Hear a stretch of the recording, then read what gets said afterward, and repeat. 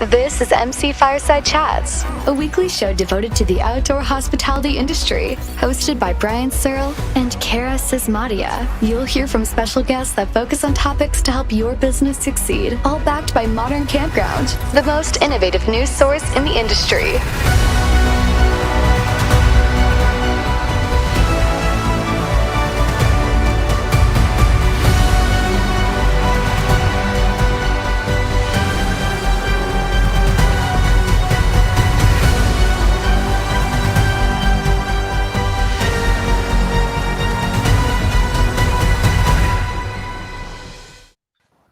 Welcome, everybody, to another episode of MC Fireside Chats. My name is Brian Searl in my fancy little corner. Terrible background. Wish I was at ARVC with all these people who we have on the show here, but just travel wouldn't let me get down there today. So I've got to at least step up my background and do something virtual next week. But in the meantime, welcome to another episode. Super excited to have a bunch of guests here who are live in Raleigh, North Carolina. We've got Mr. Joe Duemig, who's going to take us on a little bit of a tour of the expo hall when it gets set up and all that kind of stuff. We've got Heather Blankenship, who's having a little bit of connection issues, but I feel like it's normal during all conventions ever that they don't provide enough Wi-Fi for us to do what we really want to do in 2021. And then we got Mr. Alex Goldman here from Ideal Software, who's going to explain a little bit about what his company does, talk about his looking forward to the vendor expo and things like that, as well as Mr. Roy Heimowitz. Did I pronounce that right, Roy? Yes, fine. Yes. Perfect. All right. Some Skyhawk monitoring profit products. He's going to do the same thing. We've got Cara, who I don't even know why Cara's here. She's in Canada. Like we have one. Well, yeah. Probably better than me. Like we only need one person in Canada, so I can leave the show if you guys feel that would be better. And then we've got Angela Hilton here, obviously from Modern Campground and Insider Perks, going to take some charge here and join us on the podcast to help us set up guests and things like that. So welcome, Angela. It looks like maybe we've got Heather back, but we'll see. All right, so where do we want to start? Like it's super excited. It's OHCE 2021. Yeah, I want to know how it's gone so far from anybody who's been in events and things, how it's going and kind of what's happening over the next couple of days. Just a quick breakdown. Yeah, so I can give you my experience so far. We are signed up as one of the hosted buyers. So we got in on Sunday and had a meeting that night with a potential client. And then yesterday I had meetings. I had 5 meetings kind of back to back. With different campgrounds that are looking, just looking to purchase things. So the hosted buyer program allows them to come in for free, but they have to have sit-down meetings with a certain amount of vendors. And those went really well. So they have a really cool little VIP area for them. And so last night they had hors d'oeuvres and free drinks, and you got to sit down and have meetings with your potential clients. And all of my meetings went really well. They went really well. So actually, I can actually show you the area over here. Yay! Look at this VIP treatment. I don't even need to go. I love the setup of the hosted buyer meetings. That sounds great. I love the personal touches of making people feel comfortable instead of just shared. Yeah, it's been pretty great. So what they did was. So they have this whole area, this whole lobby area roped off. And over here they had an hors d'oeuvre station, and over there they had drinks. And then some people could go into the room as well. And so there was probably about 50 people having meetings last night. And it's basically 2-on-2 meetings. So probably 25 to 30 meetings going on at all times. And it went really well. The only kind of negative at all was that it was sometimes hard to find the person that you're supposed to meet with because you don't know what they look like. Sure. Yeah. Wow. No, I love that idea. I think it's so great to, get more folks directly face-to-face connected with suppliers and vendors. That's so awesome. Especially after this long year of disconnected or virtual connection, that one-on-one really personal stuff, obviously sounds like there's lots of appetite for that right now. Yeah.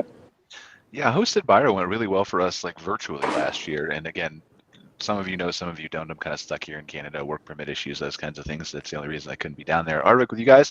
Looking forward to coming back next year. But yeah, that sounds like a really nice setup. It sounds like it's really well thought out and planned. And yeah, I mean, are Roy or Alex, are you guys participating in hosted buyer at all or no? No, actually, I actually just came down last night and we're just doing the exhibition. So Okay. Unfortunately. Same. Yeah, I just got here this morning. Well, now you guys know for next year, Exactly. right? I've already written it down, and I'm excited to take part next year. Yeah, definitely. Yeah, we had, like Brian said, we had some really good conversations last year. We weren't exactly sure how it was going to go. It was the first time that we'd done anything like that, and we actually had more meaningful conversations, even though we were virtual. We had more meaningful conversations because they were people that were actually interested. I think we got paired maybe with a couple of people that were like, we have no idea who you are and we don't need anything that you offer. But for the most part, it was nice to actually have conversations with people that were looking to purchase services, that were actually interested in the services that we offer.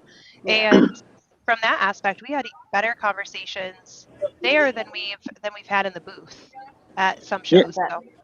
Yeah, and this year, so we did it last year also when it was virtual. This year's actually even been better because the last year the clients, the guests, attendees, they weren't really able to go and pick out who they were meeting with. And this year they had a whole platform where they can pick their meetings. And so it was definitely a little more, they got exactly what they were looking for as opposed to a random pairing. So I would say our meetings were more meaningful this year than they were last year. But it was great. I think some of it last year too had to do with people registering pretty last minute as well, and so people wanting to register as a hosted buyer. At some point, it was a matter of, okay, you're required to attend this many meetings, and now we just need to pair you with people that still have available slots. So it sounds like they've kind of worked some of those kinks out, though. So that's great to hear. Yep. Yeah, it was interesting to participate as a buyer. I got to meet with a ton of different vendors. It's a really great option that they've done over the last couple of years. I agree with Joe. We were kind of running around going, who are my people and who are we supposed to be meeting? So ARVC made signs that they hand wrote that looked like you might be meeting somebody at an airport, so we could all see each other as their last minute solution. But it was really great to have that extra time to chat with vendors instead of them having 30 other people stopping at their booth that they're trying to focus at the same time. It'll be interesting to see how many purchases and different things that people make with that different type of connection. Yeah, it'll be interesting to see too, with people that are participating as a hosted buyer, if they're being matched with the people and services that they're interested in. It will be interesting to see what numbers the expo actually has versus registered people versus actual attendees. Simply because some people, they're coming because they want to only talk to these types of service providers, and if they've already done that, it'll be interesting to see what the expo actually looks like once it's live too. Yeah, I agree. I'd be interested to hear about all of those stats and how those things impact. But I think looking at it as a campground owner, I imagine, well, maybe I'm not representative of the sample, but I feel like more than one kind of in-person connection is typically valuable and necessary for me to make a purchase commitment. So that first meeting being really personal and one-on-one and connected, and then being able to maybe stop at a booth again later and follow up, would be really valuable to me. Yeah. 100% great. I like that they did the hosted buyer meetings. I should ask Joe, are they doing hosted buyer meetings all throughout the week? I don't know. I had 4 set up yesterday, and I actually have 1 set up during the trade show, during the expo. So I don't know how that's going to go. I will have someone else with me, so I have someone to man the booth. But they're actually the hosted buyers are actually going to be coming to my booth. Okay. So the meeting's yesterday, and they're going all the way through Thursday afternoon. So they are set up for the whole week. It's interesting that they have hosted buyer meetings happening during the live expo, especially for people that are the only person in their booth, and being able to give attention to the people that are still stopping by. I do think it's great, though, that they started them so early in the week before the show. Like Cara said, people that can make that connection, and then they have a little bit of time to think about it, but still make the purchase at the show. A lot of times I know vendors will offer specials only during the show, so it's nice that it gives them a preview a little bit of what they're going to see or what's going to be offered later in the week. Absolutely. Yeah, I think there's probably a balance if you have more than one person at your booth, but it will be interesting because as a hosted buyer, you probably expect that face-to-face time, and then being in the middle of the trade show, competing with other people. I mean, obviously you can balance that well, Joe, with Rose, but it'll be interesting to see how that works. And then again, like you guys were commenting, like it'll be really interesting to see if you're coming and you've talked to these vendors, do you still go to the expo? Because we traditionally have seen it, not necessarily ARVC, but most conferences overall, like they hit the show hard during maybe the first night of the first session, and then it kind of dies off. So does that hold true, or do less people browse the expo because they've already talked to people they want to? Be interesting. Heather, how many meetings, how many hosted buyer meetings does an attendee sign up for? They're supposed to sign up for a minimum of 6. And the interesting thing is they had so many sign up, they had to go back and open additional times so that we could all sign up for times. And with some of the things you're saying, y'all are mostly on the vendor side and me being on the buyer side. Right. Way more people than 6 that I have on my I need to check before the expo is over. So I'm super excited for the expo to open tonight at 6 and be able to go meet with the rest of those vendors. And also, because I'm in the middle of the purchase on a new property, my current focus is the alternative accommodation. So even though I got some basic information from those meetings last night, I'm excited to come in and now see the product that they're offering today so that I'm buying decision before. So it really is taking that 2-step process because I got to go over the information last night to come and then make my buying decision today. Absolutely. That's an excellent point, yeah, especially with the glamping accommodations, because you don't have that tent kind of soda wagon, that thing to walk through like you would during the expo. So yeah, that's a really good point. Heather, you have somebody with you. Do we want to? I don't want to take up his time and make him stand there. So we want to talk to him and figure out who he is, and then we can let him go if he's got other stuff to do. Absolutely. So it's been interesting sitting through all of the classes this week. The big thing is I would say at least 50% of the people I'm meeting are all developing parks. So when Brian, you said, go find us a vendor that seems like somebody we'd want to talk to, I thought, okay, let's find somebody who can accommodate all so I met Michael yesterday. They offer a product that has to do with the pedestals when they're developing, and it allows us to charge back the electricity, which is a huge benefit for parks that have seasonal guests or long-term guests, because that is something that they should be doing. And I know I was talking with Peter, who's the chairman of the board, yesterday, and they are currently manually reading 280 meters a month. So for been there. people like that, yeah, Cara's been there. It's a really great option. So I'll let you guys talk to him about that. Yeah. Yeah, how's it going, everyone? Can everybody hear me okay? Yep, we can hear you. There's a little bit of an echo with Heather, so Heather, I'm going to mute you temporarily. Mm-hmm. You're muted. I don't know if that's actually. Wait, just put your... Yeah, I think she's got it. Yeah, she just stepped away. I think it'll work now. All right, well, thanks for having me on here. And yeah, just to kind of add a little bit more info. So I'm Michael Rivas. I'm with Util IoT, and I'm actually here at this event. It was kind of like a last minute participation. Our friends over at Electrical Woods, they do about a dozen RV parks a year in terms of full turnkey development. And we put with them on board and offer a solution that it does exactly what Heather says, which is basically offer park manager the opportunity to monitor and meter all of the utility consumption from all of these sites all at once, all from a remote location. So it basically takes all that information that you would typically get from walking up to any pedestal. You can see all the utility consumption, whether electrical, water, and then it brings that online, and it kind of gives you a little bit more than just having, the handwritten notes that you look at for the consumption over the time. So our service is aimed to kind of change that whole interaction and bring some more data for you to work with, and then kind of change that interaction as a park manager. Our product itself integrates well with all of the park management software, so it kind of extends that whole interaction to bring more smarts into the industry. We talk all the time about automation on this show, so I highly recommend those for the parks that are charging back for power. That's a big job when you're doing that stuff manually. It's great to see products like this coming online and showing up at the expo. It's awesome. I was Is this actually your in first one year of at ARVC, or? I'm sorry, go ahead, Joe. I was going to say I was in one of the sessions today, and one of the during the session, the gentleman that was speaking said that he actually meters his overnights even. And so what happens is as soon as they check in, the meter is red, and as soon as they check out, the meter is red, and then they're billed. And so it's not even for long-term stays. Now some people are considering doing this for, short-term and overnight stays. One of the big topics around that was one of the sessions was on electric vehicles. And so people are asking, okay, when somebody comes in and they plug in their electric vehicle, in addition to that RV, then what's the difference in what it's costing me? So that sparked the conversation with Michael to think, okay, is that something that overnight parks need? I don't know. Right.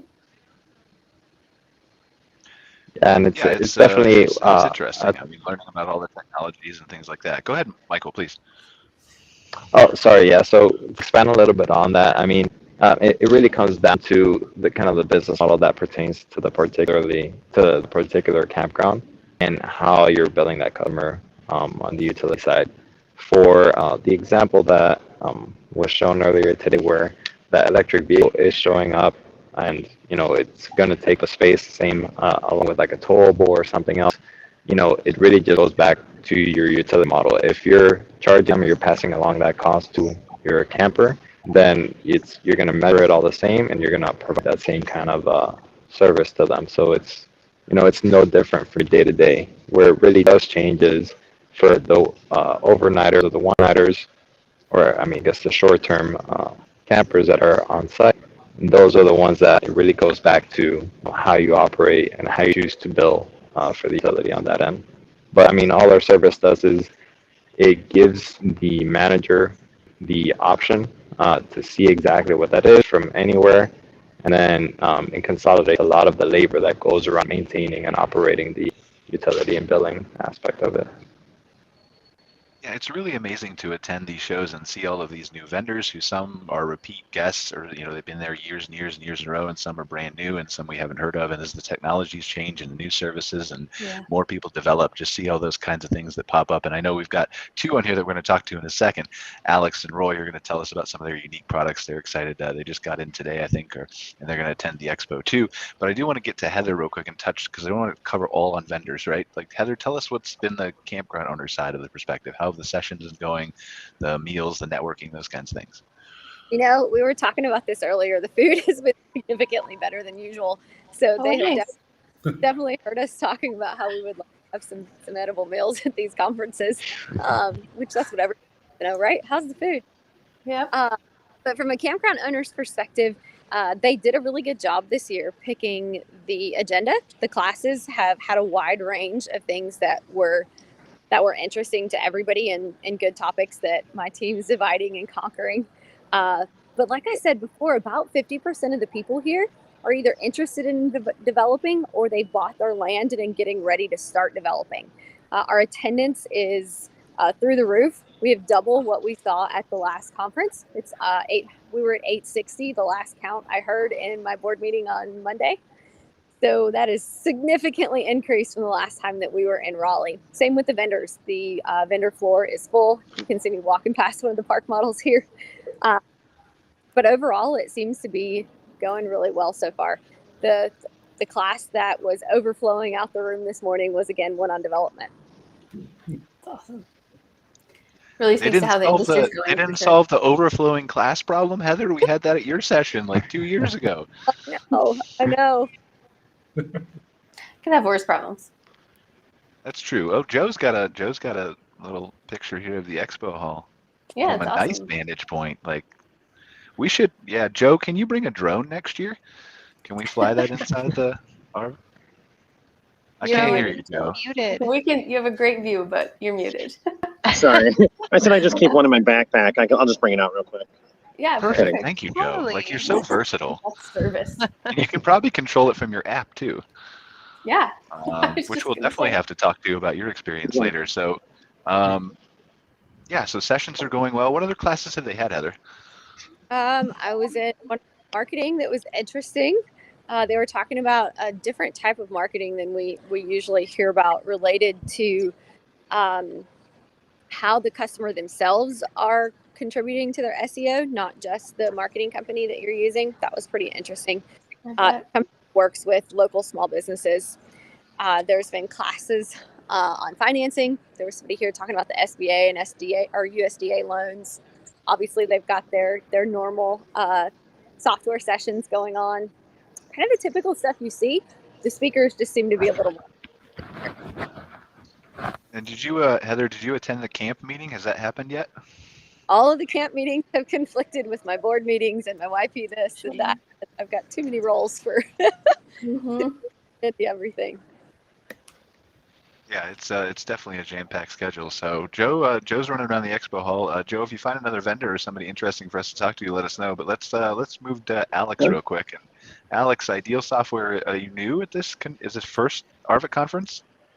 First conference, yes. So we have a customer, Beth Ryan, that suggested we come and visit and check it out. Our software is geared and really rooted more in the family entertainment center industry. But as we've grown over the past close to 40 years now, with the capabilities kind of growing and growing, we find different industries from time to time that we end up being a good fit for. And this seems like one that's really starting to move into that direction. So that's awesome. So what does Ideal Software do? Give us your elevator pitch, as you will. And Heather, if you want to find somebody else to interview, you can too. Please feel free. We're no structure here. We'll just randomly pull people aside. Go ahead, Alex. Yep. So we do point of sale, online booking, ticketing, cashless for arcades, and a little bit of everything around that. And what that allows us to do also, that cashless that maybe reserved for an arcade, also would give you the ability to have a cashless card or wristband to be able to run around the property, leave your wallet in your RV and just be able to run around. Especially works well with people who have water parks where you're definitely not carrying a lot of valuables with you while you're going down slides. So having the ability to charge up a card or a wristband, we see a lot more upfront spending, especially if you can give incentives after you figure out kind of what the normal spend is, give those incentives to get those higher level of spends. And then of course, that convenience of having it on a wristband and just being able to scan it wherever, it feels like that money's already spent. So people are feel better about using that a little more freely. So that's definitely a nice side of it. Then we also give you tools for mobile point of sale capabilities to run around and take orders. We've also released an app that gives you the ability to do food and beverage ordering and also manage your wristbands. So you can manage your kids' wristbands if they're at the arcade and you need 10 more minutes as parents alone, then you can top off their wristbands to be able to be used in the arcade. And then we also do have full food and beverage and bars. So we've talked to some people with swim up bars and being able to make sure those wristbands work there. And of course, water parks. I mentioned that a minute ago. We do membership capability, season pass, admission, capacity management if you have a smaller park and need to manage that capacity. So we try and do a lot of different things. We're not going to do your reservation software. So you definitely would want to keep your reservation, but we would do pretty much everything else. Yeah, I really don't see a downside to having a wristband because, like you said, number one, the mindset changes, right? Instead of pulling out my wallet or my credit card or cash, I've got a wristband, and so you're still maybe a little bit conscious of what you're spending, but like you said, there's kind of a prepay feel to it, and there's also a not that same hesitation when you're trying to pull out cash and it's right in front of you that you're spending more money than you should. But also from an everything else standpoint, it's convenient. You're talking about swim up bars and arcades and mini golf. You could have little scanning stations at the beginning of that. So it impacts your staff. And then from a children perspective, it's very easy to steal from your parents' kids. So you don't have to pull out the wallet, get into mom's purse. It's probably just sitting right on their nightstand. So just sneak in at night, get some candy. Because I don't see a losing thing here. Everyone should buy one of these. That last part sounds like a terrible idea, but we've officially crossed into the bad advice section of the episode this week.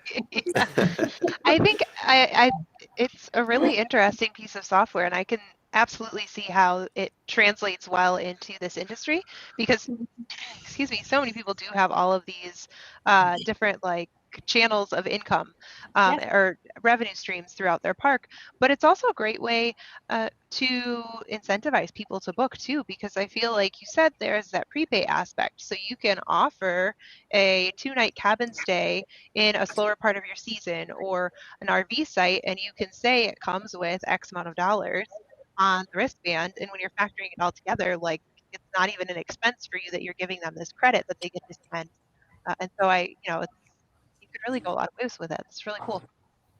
Exactly. Yeah. And Brian, something that you're kind of mentioning there, some people like the prepay aspect. Other people say, hey, I'd like to give them an unlimited. Let's just attach a credit card to this and be able to spend that wherever. Now, we do recommend that you don't give your kids the credit card link. So we do give that to the adults, though, and say, hey, if you want to just leave it at home, if you don't want to think about that right now, you can use this wristband to be able to top off your kid's card, and it'll charge your credit card at that time. But we usually reserve that for the families. But yeah, the name of the game is convenience here too. And that's one thing is, you look at it's great for the campground because now they're able to kind of initiate more of these sales where it wouldn't happen originally. But now for the guests, I mean, between, again, leaving your wallet at home or even the convenience of I'm sitting at, campfire site 3 and I need more wood and we need a round of drinks and something else. Having that ability to put that order in from a mobile device and then have just a fulfillment center, some kid on a golf cart bringing stuff. I mean, think about the additional sales there. So again, huge convenience for the customers. I know glamping's getting to be definitely a big thing. And so this plays right into that.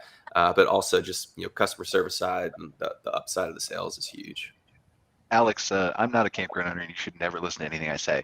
But what about a dog collar version where they could scan and go on the attractions in the dog park? Like you could just put it on your dog's collar and he could that's an incentive, like incidental income. I feel like that would work.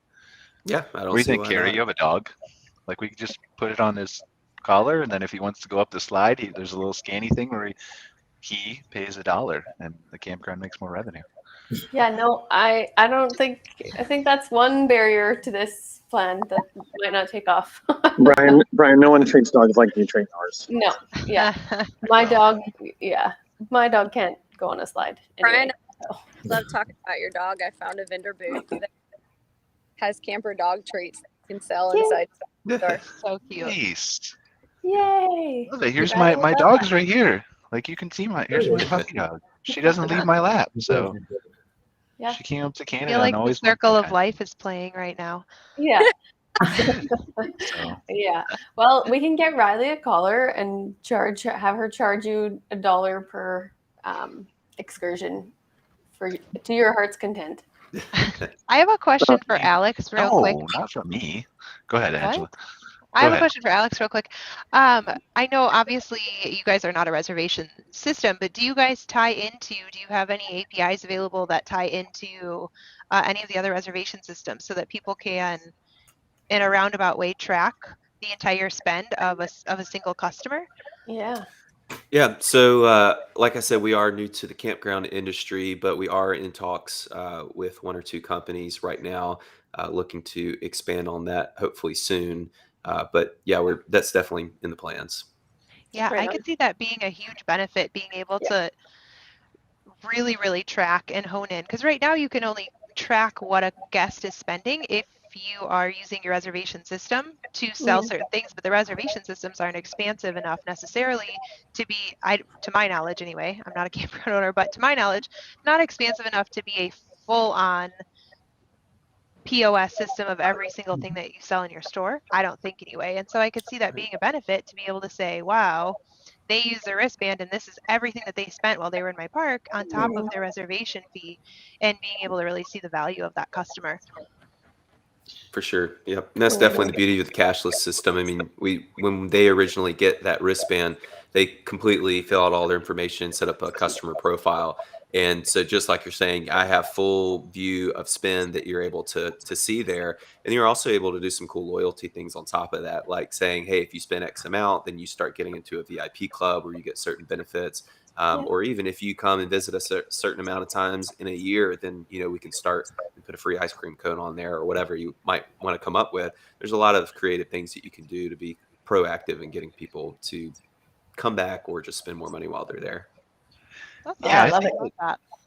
even if you can't integrate with the reservation systems, right? I think I would like to to know whether you as a company would ever develop just an API that other developers could let to jump onto. And I know Joe's got somebody we want to talk to here in a second, but Joe actually helped us build an integration where CampSpot specifically, we're tracking revenue for some of our larger clients, where it feeds in from CampSpot's kind of online booking into a CRM so they can track that next to the person's name. And if we could add ancillary revenue into that, that'd be super cool, because then you could target based on what they purchase and offer them coupons and all kinds of stuff. So yeah, tons of great data. Exactly.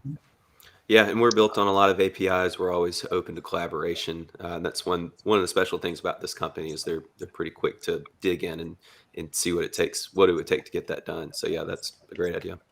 Yeah, let's look up after the show or something. Angela can give her contact information. We can at least do because it's a story worth telling about your product on Modern Campground. So, Joe, I don't want to make you wait anymore. You look like you got somebody there.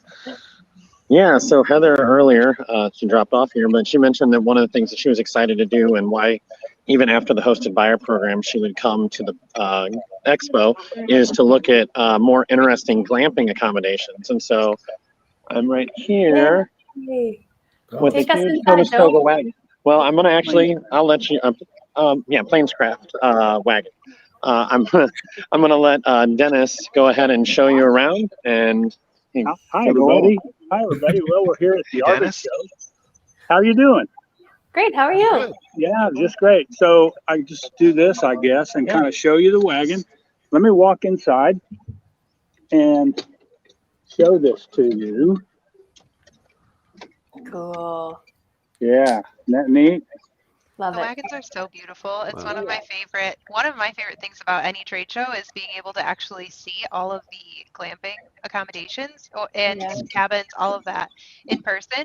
We see so much of it through pictures with our clients, but they're so beautiful and so much more room than what you would expect too once you're in there. That's what I was just thinking. It's so much bigger on the inside than I thought it would be. Yeah, That's they really are. glamping. Right there, glamping. If you go to our website, planescraft.net, I'm trying to show you the bathroom here. And the shower. That's good. Here's the shower. Just tilt it down a little bit. We can see the bottom of the shower. We can see the top of it right now. There you go. Perfect. Yep. Now we got the sink in there, and Yeah, there you go. That's very So, nice. So nice. yeah, so we sell wagons with bathrooms and without. We start with a simple wagon and then add the amenities that you need. Bathrooms, air conditioning. There's Joe. We're having a good time at the show. I'm 6'5", so it gives you actually a decent. wow, yeah, that's a lot of headroom. Great headroom. Yeah. Big accommodation. Yeah. So we're growing our business and we're increasing production right now. And so anyway, it's just a lot of fun. it's just like in the olden days that they had these couple wagons that come from the refrigerator. Yeah. Refrigerator, Wine Yeah, cooler. that's exactly when I was playing Oregon Trail when I was a child. That is exactly how it went. Exactly what it looks like. Yeah. Dream In the come computer true. labs at school, we're dating ourselves here. Yeah. And this is just one example of the layouts that we do. I mean, we do everything from, we can put 6 bunk beds in one of these without, if we don't have a bathroom, but all kinds of different configurations of furniture and everything. So, and they're just good money makers, good return because people will pay a little extra to, stay in something really unique. And the bathrooms have been very popular. I bet. Yeah. About 1 o'clock in the morning, the bathroom is even more popular. Yes. Oh, I remember doing that, Dennis. Like when I was younger and would tent camp more, because I have contacts, so I would have to put in my contacts and then walk to the bathroom and take the flashlight. And so you don't realize it until you're missing it how important it is at 1 a.m. We have a customer that's looking at really buying a bunch of wagons, and they had someone fall down going out at night, going to the bathroom, and they said, we'll never have another unit without a bathroom. So anyway, there's something for everyone. That's awesome, Dennis. Yeah, thank you so much for taking us on this tour. Good to see you guys again. Yeah, you too, You Dennis. too. Thank All right. you. Bye. Thanks. That's actually a great point that I wouldn't have thought of. It's a great convenience factor having a bathroom, but having the liability risk of obviously anyone could fall at any point in your property, but in the middle of the night trying to get out of a unit or something like that, I could see that being a liability. So it's a great point. Mm-hmm. Let's talk to Roy from Skyhawk. How are you doing? Roy, good. How are you, sir? Sorry to make you wait a little bit. We're just we got so many things going on here.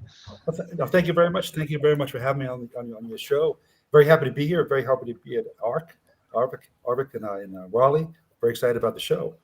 Our company is Skyhawk Monitoring Products. What we do is we make 4G LTE monitoring devices, and we make them with a lot of different verticals. And one of them is RV campers and RV vehicles. Our device actually is an infrared IR device. It's called actually. I can kind of show you a little bit of this thing here. And what it does actually, it simply monitors movement within a space. So what you would do actually, for the RV owner, it would be placed on the wall of inside the vehicle, and you monitor any kind of movement, entry, exit, or any kind of movement inside the RV. And when movement is detected, you get a push notification, text message, or email, depending on how you want to do that. So it's a remote monitoring device. It's no power and no Wi-Fi required. It's all 4G, 5G, LTE, cellular, and battery powered. So implementation is as easy as sticking it on the wall. There's on the back there's magnets, and you basically just put it up on the wall, and you monitor what you want to monitor, any kind of movement inside your vehicle. So when the owner leaves for the day, you can monitor your vehicle, if you will. And that's kind of what we do. And the device obviously has a lot of different applications, but here at ARVC, we're thinking of RVs mostly, and presumably it will be sold in the campground store and with a good margin. And so we think it's an interesting product for the RV community. That's pretty much what it is. Maybe I missed this, Roy, but does it have a camera or does it not have a camera? No, it does not. So all our products are non-invasive. So we make products for all kinds of monitoring situations. We make other things that water monitoring, noise monitoring, other devices like that, but they never have cameras because privacy issues and things like that, and home rentals and things like that. So no camera. It is simply monitors for motion with infrared sensors, if you will. I was just thinking out loud from an RV owner perspective, right? Like obviously you're right on all the privacy and things, and that's probably the better path to take. But I was just thinking from an RV owner perspective, if I leave my dog in my trailer and I go out and enjoy the amenities, maybe I want to check in on him. Yeah, and also actually one of the things we're all thinking about in the future would be actually some temperature monitor or some kind of something that actually for the dog, for pets that are left inside the vehicles near the vehicle, because we actually have a whole host of different sensors that we attach to different devices, and with temperature, humidity, water, movement, accelerometers, different devices that actually use reed switches on doors and things like that. So the device that we're offering here, at this show, is simply just an infrared device and just monitoring motion right now. And we're basically just testing the waters and kind of the interest of it. I don't think we haven't found any device like that in the RV community, in the campground community right now. So we are seeing what the interest level is basically. And so we're down here, and we think the device is great though. It works. Yeah. If you want to mount it to the back door of your slider, your back door of your house, or any kind of opening your mailbox, or whatever you want to monitor, it monitors all kinds of motion and immediately alerts you to that motion. So we also self-storage facilities like that too, different places where you want to monitor motion, where there's no power and there's no Wi-Fi. That's our motto. No power, no Wi-Fi, no problem. It's all LTE, cellular, and battery. Can you chain the devices together in like a corporate way so you can monitor 10 or 20 of them all at the same time? We do. So we actually we were last week at Pest World in Las Vegas. Our company was, and we actually have hub and sensor devices also. So basically, there's a hub, which is the main unit that has and multiple sensors that do different things, monitoring different either water, movement, velocity, whatever you want, sound, that kind of thing. So yes, we do have that also. That we did not bring for this show because we were thinking more about the RVs and the RVs, and just entrance into the vehicle is what we're thinking about here. But it has been in business for over 30 years, and we make printed circuit boards originally, and still now also. We make components for very large companies. These are finished products or mod products, and that's what we've been doing for the RV community.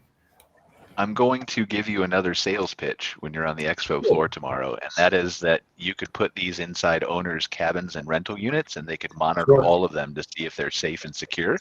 So Yeah, same thing. It's just any kind of motion movement. Yeah, obviously with the glamping and the high end type of, it's they have the RVs are interesting for us because generally the locks aren't terribly good in different openings in RVs. This is kind of where it's maybe interesting. Other places lock pretty well, but yes, you can monitor all kinds of motion. Whatever you want to monitor, any kind of motion in any kind of space, it works well. Yeah, so from a security standpoint, from an ownership, right, if I've got 20, 50, 100 cabins and I have the peace of mind of knowing that they're all secure when they're not being rented or in the winter time or whatever, then I can imagine a lot of people buying those. Yeah, yes, we have for that actually different product and time. We have a hub and you can put the sensors throughout the whole because it's all line of sight. It's throughout the whole campground actually. There's all kinds of possibilities. We do all kinds of monitoring solutions. How long is one of the things that was interesting to me when I came across your company was that it doesn't require Wi-Fi, it doesn't require any hard wiring, which I think is great because a lot of people, especially if it's, you're only going to have the unit for a couple of years or something, you don't want to necessarily hardwire something. So I thought that was great. But how long does the battery last if, say, someone wanted to use it if they were storing their trailer for for the off season, and they wanted to monitor if someone was breaking into their unit or something? How long does that battery last? A very long time because hopefully they don't break in, and the battery. So the way all these units work actually is a heartbeat check-in that occurs once a day, depends on how you set it up to make sure the device is doing what it's supposed to do. But beyond that, it just is when it's activated. So the device, this is all on Cat M1. It's a very low frequency band, low power band. And it's made for not a lot of traffic actually. So ideally, if no one's breaking in, it lasts even longer because there's no signals being used, no capacity being used. 2 years, 2, 3 years, 4 years actually, depending. It's a very long time actually. If you put it on your front door and you're always sending notifications, it's obviously less. But where there's there's a security application where most likely, hopefully, there's little use of the application because the security is not being breached, if you will, then it's very long line. Aside from it's just a daily or twice a week, 3 times a week check-in, how it's set up, and then actually sending the message. But this is all Cat M1. This actually band was developed for these low power applications, so they can stay in the field for a very, very long time. Devices now stay 5, 8, even 10 years in the field actually, depending on what they're doing. So it's it's a lot of really new cool technology coming out, and we hope we can also provide something to the industry here. I can see that being. I'm so sorry. I can just see that being useful if it's like you were saying with people that have a lot of cabins, and if you're wanting to reserve that battery, and they've got a bunch of kids coming in and out during their stay. I could see it being really beneficial if you have like the docking station in place, but then you're taking it in and out of the unit as someone's checking in. Or as they check out, your housekeeping installs the unit when it's not being used so that you're not burning through your battery, and you don't need to be monitoring the comings and goings of people while they're actually staying in your park. Your wife, you don't want to do that. No, so there's all kinds of applications for it. So that's awesome.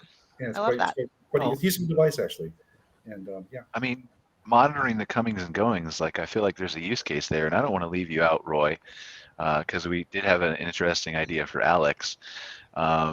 I feel like there's a use case here for you to rent these or give these to your guests. They can just stick them on the outside of their RV doors, and then you can know if anybody's coming out and making noise during quiet time at night, and send like a security guard or an attack dog over there or something, right?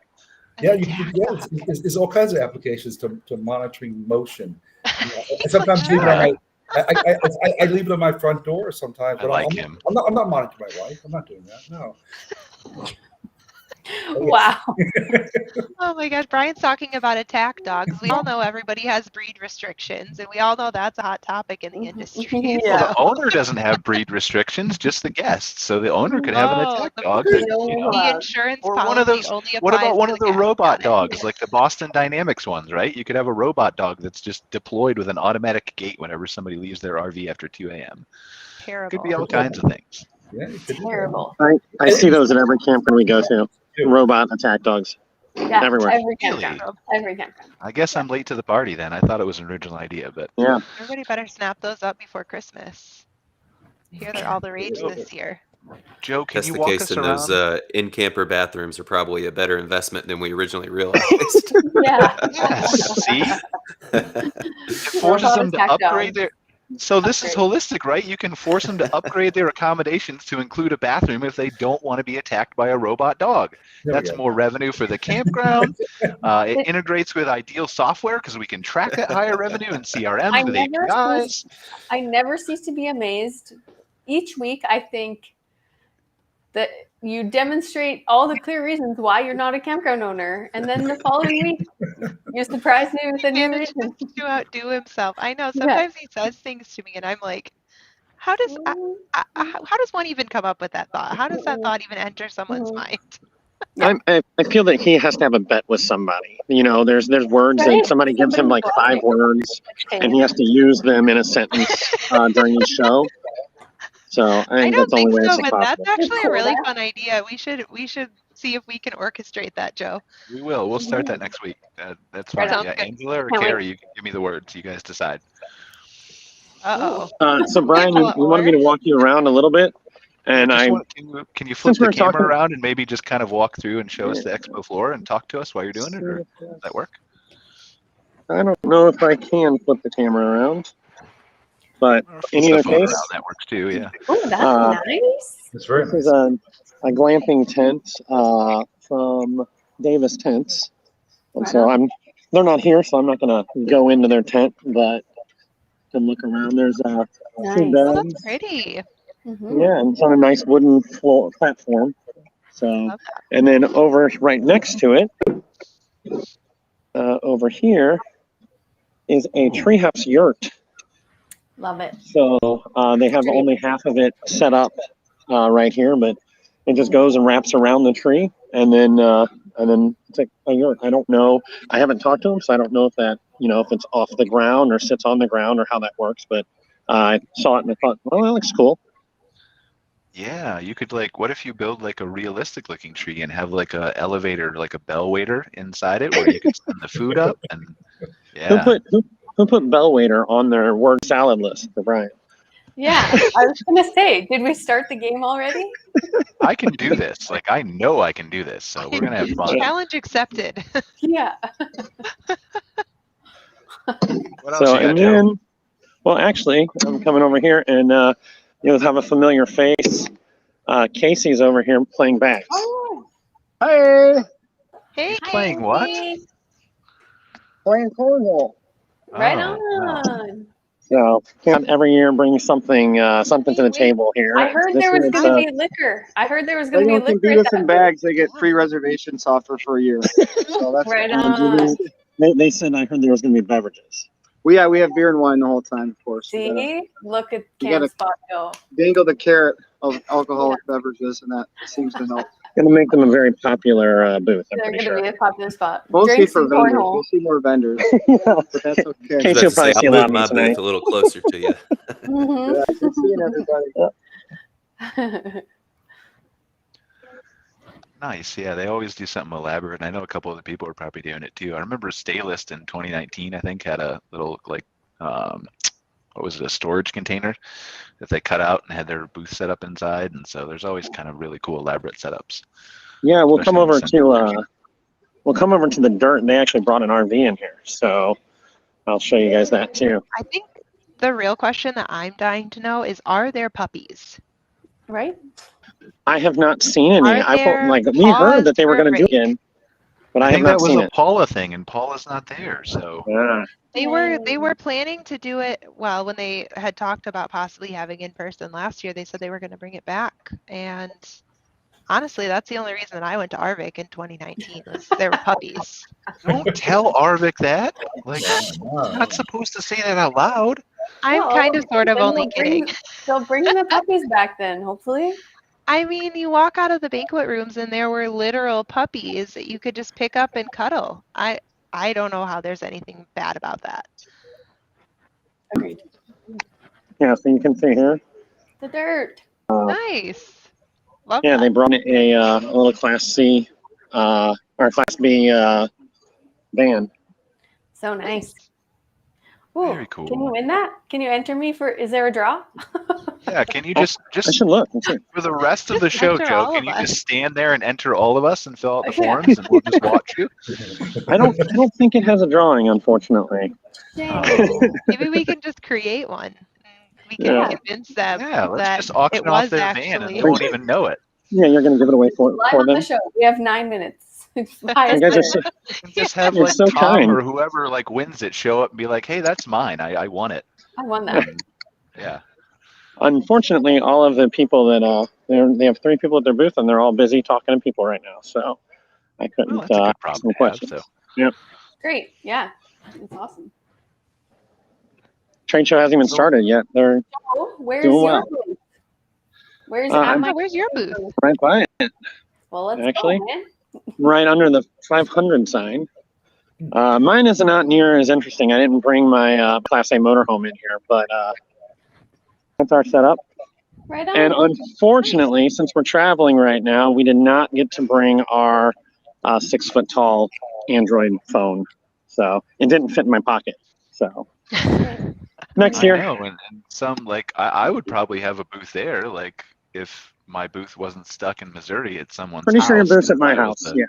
Yeah, because I was smart and didn't foresee COVID coming and me not being able to get to Missouri again. So, but anyway. So wait, your booth is at Joe's house? Yeah, my booth is at Joe's house because Joe was driving it around for me a couple places to the state shows last year, and What a nice guy. yeah, I and am. and then COVID, and then all the shows got canceled, and so I think we went home from Wisconsin, and I was never had a chance to get it back. So So what are the storage fees at the Duemig's house for booths? They should be a lot higher than they are. My how my do I get 9-year-old Cara off the show? How do I cut her off? my 9-year-old daughter was telling somebody, we just redid our basement, and she was telling somebody about how we have a bathroom down there. And she goes, well, we don't have a bathroom down there yet. There's going to be one. Right now it stores Dad's friends or Mr. Brian's stuff.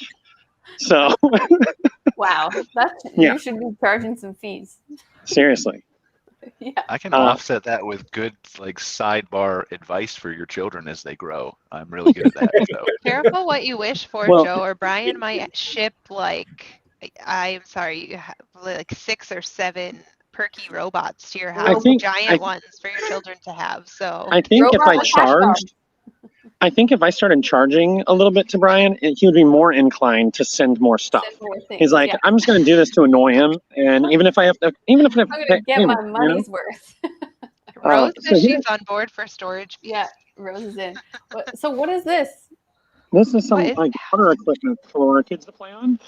Cool. So Can you crawl through there, Joe, live? Yeah, and is we it can see how inflatable? is? I don't know if they want me crawling on their stuff. I might pop it. Oh, all right, So that's true. they have a whole on their booth. They have a whole setup here. It looks Cool. pretty cool. We went to a resort a few weeks ago, and my children loved playing on these. They had so much fun playing on these. Rose says there's no room for robots at the Duemig's house. Brian. That is definitely true. Oh, Rose is watching. There's always room for robots, Rose. And if not, I can send suckers and candy and brownies and all kinds of things. I give that to Angela's children all the time, or at least I attempt to virtually. Ooh, that's pretty. Joe, what's that? Oh, that is pretty. This is I guess a Safari Tent from Tent Masters. I'm not sure exactly what Oh, the name I is. Again, it's on a love platform. Masters. Yeah, they do such a great job. Oh, So it's got beautiful. looks like 2 twin beds and a bunk up top there. I feel like that's like close to the size of my house. But then it's awesome. It's got the seating area. Are huge. They're really, Uh, really huge. The seating area out front is Up front, awesome. yeah. Yeah. It's so pretty. I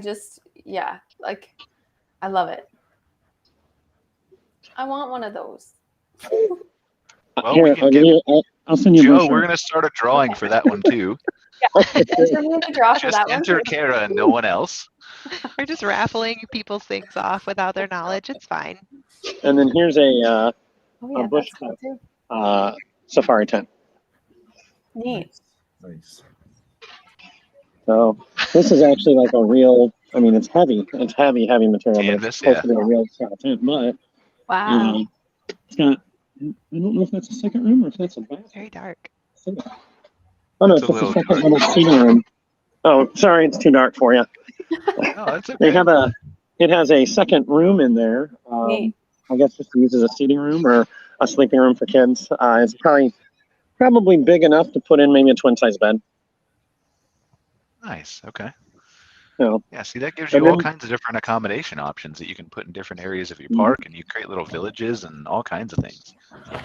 Yeah, I love the idea of just adding these really unique experiences to your park. I definitely would be exploring, having a couple different types of these if I was still an operator, for sure.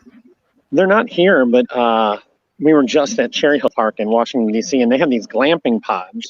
I haven't seen them before, but it's just a little pod that has 3 beds in it. But they would be really cool instead of just your traditional tent camping. So for a really small glamping site, I would think they would have a great return. Yeah, wow. Oh, so many great ideas out there. It's awesome. And then we have a regular park model over here, and then they Oh. also have a log cabin style park model. Pretty. I feel like that's got to be terrible to be like the inventor of the park model and have Joe walk by and be like, "This is the regular one. The special one's over here, and this is the regular one." Joe is a salesman. Wow, I saw cabins, not park. Yeah. So this is Lancaster Log Cabins. Oh yeah, they do. Which such a make great beautiful cabins. They've been on the show before. job. Like they're handcrafted and just really It's like it's a real wood. family-owned company, if I remember correctly. Yeah, Pennsylvania. Yeah, Well, there they're is not a too far from us here in Cleveland, but there is a family in there. So, Staying, like actually Live staying, on camera. like Well, that. I don't know. staying. I mean, Now I think that that'd would be. be an experience. Setting I feel for like people to sleep in the expo hall in the At park the models show. during the show. yeah, that'd be Arvik could great. make some money off of that. I think. Well, I don't know how many campground owners want to go and spend time in a semi campground. We just got away from they just left their park. Just add it to the hosted buyer program. When you get Yeah. on your hosted buyer Yeah, meeting, there we you go. get So you nice can wake little up in the cabin. morning and you can have your coffee and pancakes, and the vendor comes to you in your cabin. Yeah, I like it. Perfect. Now we're all offering great ideas. It spiraled really quickly. Yeah, really did. Really did. Joe, I appreciate your time so much helping No us problem. with this. I wish I could be there in person. Same. Yeah, it's a shame. But thanks for, giving us the next best thing. I'm sure my walking through here is almost like real life. Yeah, absolutely. Pretty close. Exactly. Yeah.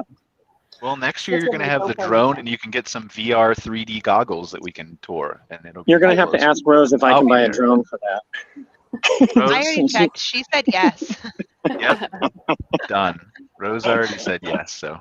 I'm waiting for her to yell at me in the comments and saying, no, Yep. drone. Literally, I have the chat pulled up, and I'm waiting for Rose to comment in there. So, or just find like there's got to be a drone vendor. We can just have a giveaway for you, Joe. Oh, he left. Yeah. So He's gone. maybe Rose Leslie's asking if- probably Rose found found him him. and was like, "You need to leave the show right Yeah, now get before off Brian there." has more ideas." Buying so many things. Leslie's asking in the chat if there's a list of vendors and contact info.